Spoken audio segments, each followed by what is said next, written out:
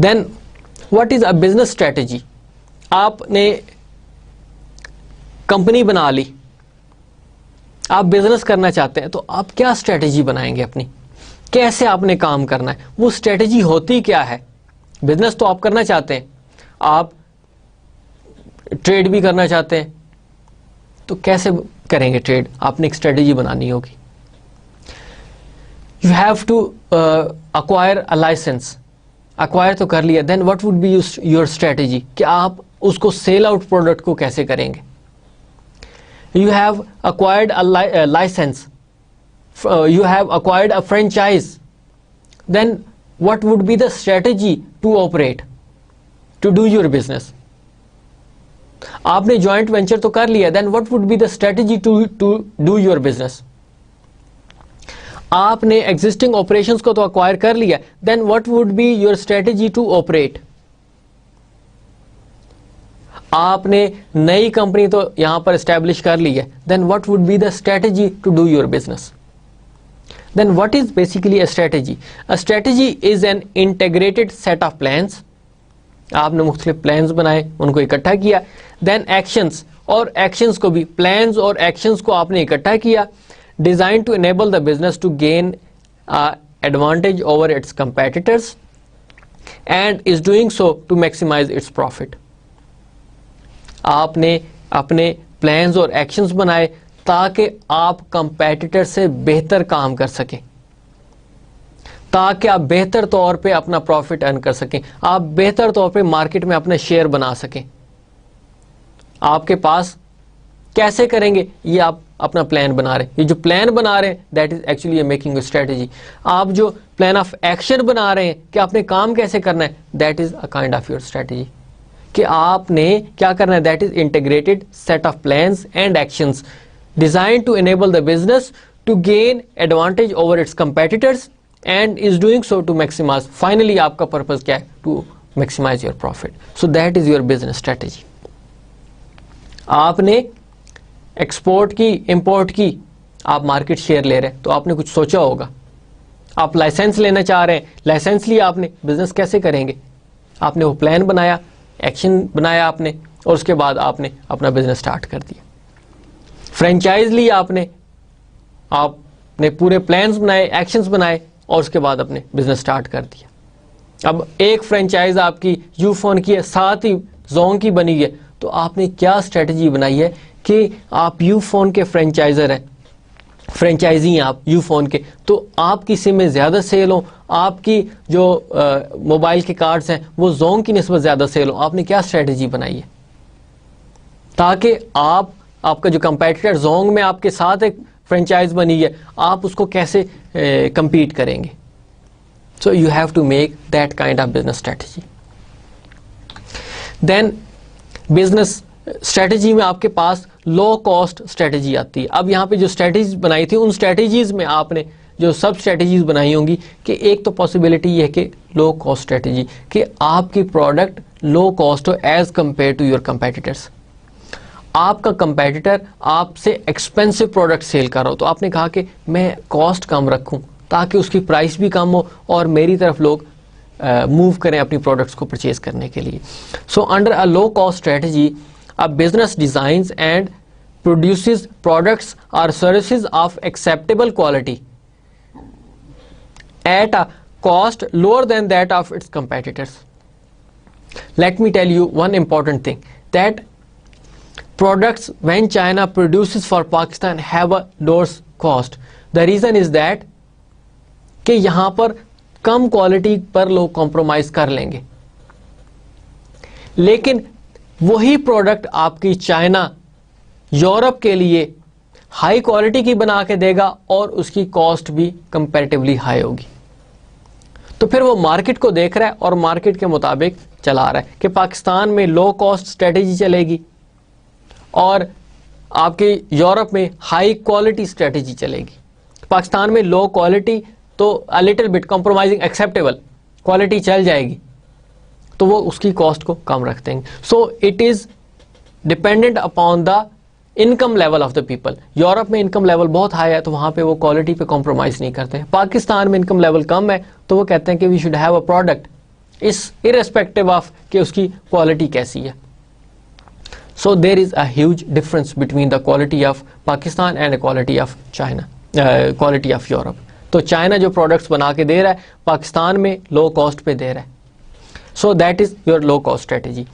Then a differential strategy, या फिर एक ये स्ट्रेटेजी हो सकती है कि आपने अपने कंपेटिटर से प्रोडक्ट ही डिफरेंट बनानी है, उसके जो फीचर्स हैं वो आपके जो कंपेटिटर उसके फीचर से ही डिफरेंट हो, ताकि लोग उसको एक्सेप्ट करें कि यार ये इसमें ये इंपॉर्टेंट कंपोनेंट है, ये इंपॉर्टेंट फीचर है, ये इंपॉर्टेंट फीचर है.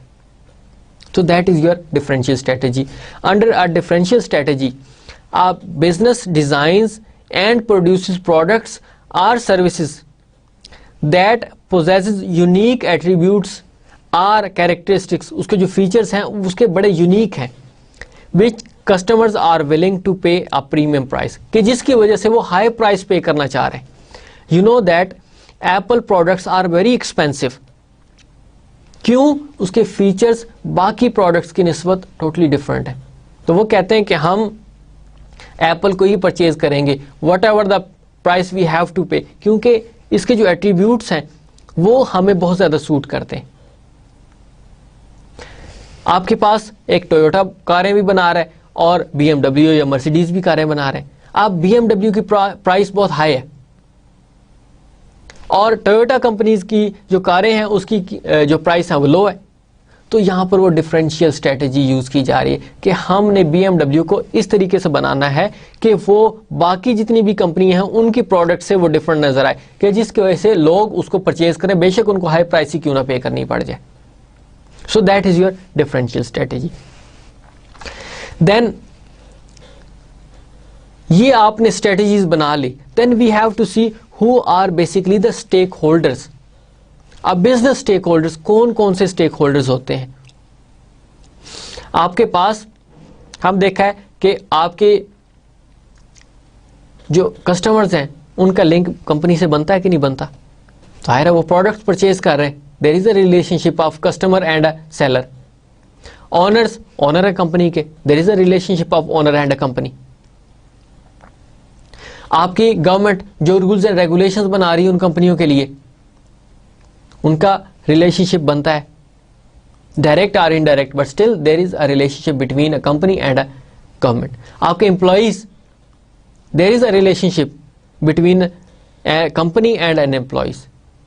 वो कैसे रिलेशनशिप बनता है? इस रिलेशनशिप को ही आप स्टेक होल्डिंग बोलते हैं, कि आपका डायरेक्ट या इनडायरेक्ट रिलेशनशिप बनता हो. अब हम मूव कर रहे हैं अपनी मैनेजरियल अकाउंटिंग की तरफ. First we have to differentiate. हमने पहले बिजनेसेस देखा, मल्टीनेशनल देखा, कॉरपोरेशंस देखी, उसके बाद अब हम डिसीजन मेकिंग प्रोसेस की तरफ जाते जा रहे हैं, इंफॉर्मेशन की तरफ जाते जा रहे हैं. अब हम आइडेंटिफाई कर रहे हैं कि किस किस को इंफॉर्मेशन चाहिए होती है. आपके वो जो किस किस को इंफॉर्मेशन चाहिए होती है, who are actually the direct और indirect stakeholders of the business. Now, what is a business stakeholder? A business stakeholder is a person or an entity having an interest in the economic performance of the business. उसकी performance बेहतर होती है या कम होती है, that has direct or indirect effect. अब performance बेहतर होगी तो एम्प्लॉयज हैं उनको बेनिफिट्स मिलेंगे, वो अपने कैरियर में एक्सेल करेंगे, इफेक्ट पड़ा.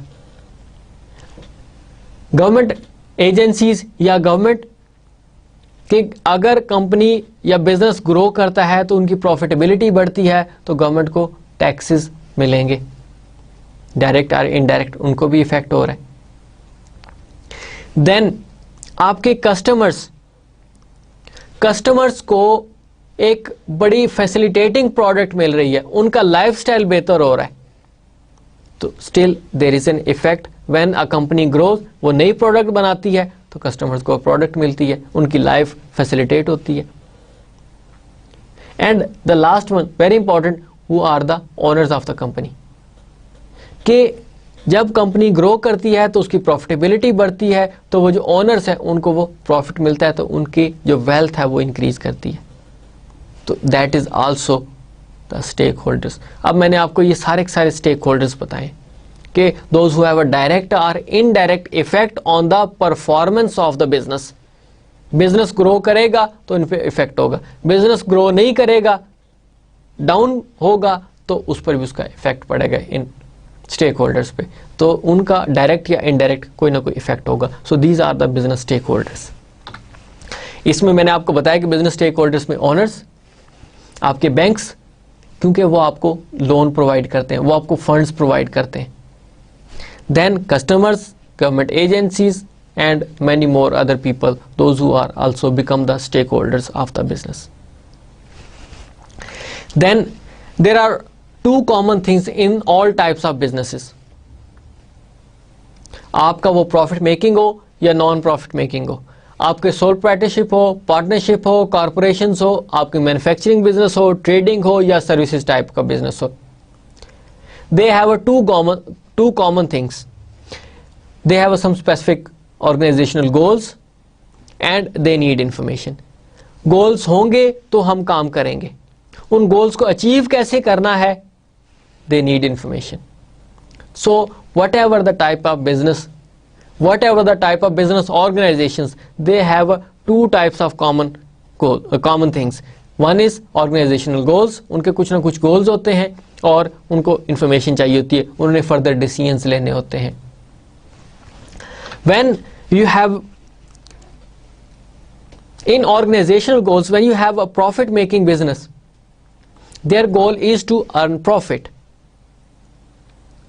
और जब आपका नॉन प्रॉफिट मेकिंग ऑर्गेनाइजेशन है या not for profit making business है, then they have to provide services to the community. ये प्रॉफिट मेकिंग हो या नॉन प्रॉफिट मेकिंग हो, but still they have some specific goals, उनके कुछ ना कुछ गोल्स जरूर होंगे। गोल्स के बगैर बिजनेस चल ही नहीं सकता। जाहिर है उनको एक पता ही नहीं है कि हमने क्या करना है, किस डायरेक्शन में जाना है, तो वो फिर कैसे काम करेंगे। और इन गोल्स को अचीव करने के लिए इनके लिए उनको एक प्रोसेस बनाना पड़ता है, उस प्रोसेस के लिए उनको इन्फॉर्मेशन चाहिए। उन्होंने डिसीजंस लेने होते हैं, उन डिसीजंस के लिए उनको इन्फॉर्मेशन चाहिए। डिसीजन ले लिया, काम कैसा हो रहा है, अब वो जो काम कैसा हो रहा है दैट इज आल्सो इन्फॉर्मेशन, उनको इन्फॉर्मेशन चाहिए। So whatever the types of organization is it, there are two common things, they need information and they have some specific goals. अब हमारे इन्फॉर्मेशन की तरफ कि information, they need information. Information की ज़रूरत क्यों पड़ती है, कैसे इंफॉर्मेशन की ज़रूरत पड़ती है, इंफॉर्मेशन होती क्या है, क्यों इंफॉर्मेशन कलेक्ट करते हैं। We are moving to the managerial accounting. This is basically a process of providing information, कि आपके ये स्टेप्स हैं जो आपकी इंफॉर्मेशन को फ्लॉट करते हैं अल्टीमेट यूजर्स के लिए। पहला आपका क्या है, they identify the stakeholders. हमने आइडेंटिफाई कर लिए स्टेक होल्डर्स, आपके ओनर्स, आपकी गवर्नमेंट, आपके कस्टमर्स, आपके एम्प्लॉयज, दीज आपके banks, these are your stakeholders. अब इनको आपने आइडेंटिफाई कर लिया, फिर किसको क्या इंफॉर्मेशन चाहिए, आपने उसको वही इंफॉर्मेशन पहुंचानी है जो उसको चाहिए। सेकंड स्टेज में क्या होगा कि you assess stakeholders informational needs, के उनको क्या क्या इंफॉर्मेशन चाहिए। अब आपने वो जो स्टेक होल्डर्स थे उनको डिफरेंशिएट किया कि external stakeholders and internal stakeholders. External को एक्सटर्नल इंफॉर्मेशन प्रोवाइड करनी है और इंटरनल को इंटरनल इंफॉर्मेशन प्रोवाइड करनी है। आप इंटरनल इंफॉर्मेशन एक्सटर्नल को नहीं प्रोवाइड करेंगे because this is a secret document, secret information, that is why which is kept within the organization. अब आपके इंटरनल स्टेक होल्डर्स में आपके ओनर्स हो सकते हैं, but I am making a differentiation कि आपकी जो पार्टनरशिप होती है, जो आपकी सोल प्रोप्राइटरशिप होती है, उसमें ओनर्स आपके इंटरनल स्टेक होल्डर्स होंगे क्योंकि उन्होंने ही डिसीजन लेने होते हैं। लेकिन जब आप कॉर्पोरेशंस में जाते हैं तो आपके ये ओनर्स होते हैं, that becomes your external stakeholders, क्योंकि वो जो जो एम्प्लॉयज़ हैं उनको डेजिग्नेट कर देते हैं कि अब आपने अपने तौर पे काम करना है, आप हमारे एज एन एम्प्लॉय काम करें, हम ओनर्स हैं, हम साइड पे बैठेंगे, हम कोई डिसीजन मेकिंग में मुदाखलत नहीं करेंगे, कोई इंटरफेरेंस नहीं करेंगे उसमें। सो इंटरनल स्टेक होल्डर्स में आपके मैनेजर्स, आपके एम्प्लॉयज़, आपके ओनर्स, एक्सटर्नल में आपके पास कस्टमर्स, आपके क्रेडिटर्स, आपकी गवर्नमेंट, आप इनको इंटरनल इंफॉर्मेशन प्रोवाइड नहीं करेंगे क्योंकि वो सीक्रेट इंफॉर्मेशन होती है आपकी। देन आपका जो थर्ड पॉइंट है, that is you design accounting information system to meet the stakeholders needs. आपने आइडेंटिफाई कर लिया कि किसको कौन सी इंफॉर्मेशन चाहिए, तो उसके लिए आप सेपरेट एक अकाउंटिंग इंफॉर्मेशन सिस्टम डिजाइन करते हैं। वो अकाउंटिंग इंफॉर्मेशन सिस्टम आपको बताता है कि एक्सटर्नल को आपने क्या इंफॉर्मेशन प्रोवाइड करनी है और इंटरनल को आपने क्या इंफॉर्मेशन प्रोवाइड करनी है। ये आपका अकाउंटिंग सिस्टम डिज़ाइन हुआ। उस डिज़ाइन करने में आपने एक फीचर रखा कि ये एक्सटर्नल की इंफॉर्मेशन है और ये इंटरनल की इंफॉर्मेशन है, तो आपने थर्ड स्टेज उसकी कंप्लीट कर दी, providing the information to the stakeholders में। फोर्थ वन, अब कोई इकोनॉमिक एक्टिविटी हुई, उस इकोनॉमिक एक्टिविटी को आपने रिकॉर्ड करना है उस इंफॉर्मेशन सिस्टम के अंदर, जो अकाउंटिंग इंफॉर्मेशन सिस्टम आपने बनाया था। That is record economic data about the business activities and events. कोई भी इकोनॉमिक एक्टिविटी हुई, कोई भी बिजनेस एक्टिविटी, वो आपने उस इकोनॉमिक जो आपका अकाउंटिंग सिस्टम था, information system, accounting information system, उसके आप अंदर रख रहे होते हैं उसको। ठीक है कि आपने स्टार्ट कहाँ से किया, आपने आइडेंटिफाई किया, फिर उसके बाद उसको फ्लॉट किया, आपने स्टेक होल्डर्स देखे, स्टेक होल्डर्स देखने के बाद आपने अकाउंटिंग सिस्टम बना दिया, अकाउंटिंग सिस्टम बनाने के बाद कोई भी इकोनॉमिक एक्टिविटी आपने उसके अंदर उसको रिकॉर्ड कर ली। आपने 4 स्टेजेस पूरी कर दी। देन लास्ट वन आप क्या करते हैं कि you prepare financial reports through your accounting system, कि आपके इंटरनल स्टेक होल्डर्स को जो इन्फॉर्मेशन चाहिए आप उनको प्रोवाइड कर रहे होते हैं, जो आपके एक्सटर्नल स्टेक होल्डर्स को इन्फॉर्मेशन चाहिए वो आप एक्सटर्नल स्टेक होल्डर्स को प्रोवाइड कर रहे होते हैं। लेकिन जो आपकी इंटरनल इन्फॉर्मेशन है, जो इंटरनल स्टेक होल्डर्स के लिए, वो आप एक्सटर्नल को प्रोवाइड नहीं करेंगे, because that is your secret information. तो इंटरनल में आपने डिसीजंस लेने होते हैं, फ्यूचर्स के बारे में डिसीजन लेने होते हैं, तो that you make for the internal stakeholders. So these are basically the 5 steps of process of providing information. अब इंफॉर्मेशन की हमने बात की है, बार बार इंफॉर्मेशन की बात कर रहे हैं, because information is used by the managerial accountant.